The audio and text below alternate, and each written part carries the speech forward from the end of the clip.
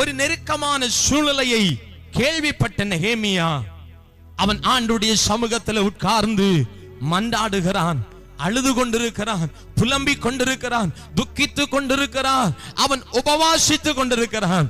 இதை எல்லாவற்றையும் சேர்த்து நான் ஒரே காரியத்தை சொல்ல விரும்புகிறேன்.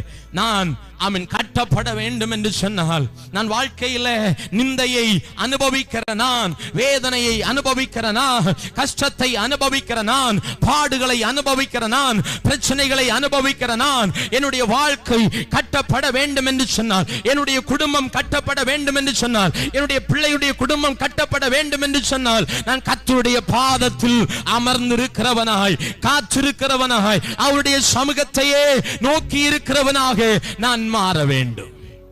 ஏன் அமர்ந்திருக்க வேண்டும் என்று சொல்லுகிறேன் என்று சொன்னால், நெகேமியா மூலமாய் மறுபடியுமாய் எருசலேமில் அலங்கம் கட்டப்பட்டது. எருசலேமின் ஜனங்கள் குடியேற்றப்பட்டார்கள். அங்கே பஞ்சம் மாறினது, நிந்தை மாறினது, அவமானம் மாறினது, போராட்டங்கள் மாறினது. அங்கே ஒரு பெரிய பெருக்கத்தை தேவனாகிய கர்த்தர் கட்டளையிட்டார். அல்லேலூயா. நெகேமியா மூலமாய் அந்த ஆசீர்வாதத்தை அங்கே யூத ஜனங்கள், இஸ்ரவேலர்கள் பெற்றுக்கொண்டார்கள் என்று நாம் பார்க்க முடியும்.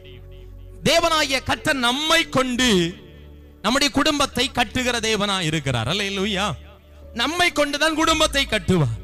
ஏனென்று சொன்னால் தேவனுடைய திட்டம் நம்மேல் இருக்கிறது, அவருடைய அழைப்பு நம்மேல் இருக்கிறது, தேவனுடைய தெரிந்து கொள்ளுதல் நம்மேல் இருக்கிறது, அவருடைய கிருபை நம்மேல் இருக்கிறது, அவருடைய தரிசனம் நம்மேல் இருக்கிறது. ஆகையினால் அவர் நம்மை கொண்டு குடும்பத்தை கட்டுகிற தேவனாக இருக்கிறார். அப்ப நாம கட்டப்பட வேண்டும் என்று சொன்னால், என்னை கொண்டு என்னுடைய குடும்பம் கட்டப்பட வேண்டும் என்று சொன்னால், நான் தேவனுடைய பாதத்தில் அமர்ந்திருக்கிறவனாக இருக்க வேண்டும். அல்லேலூயா.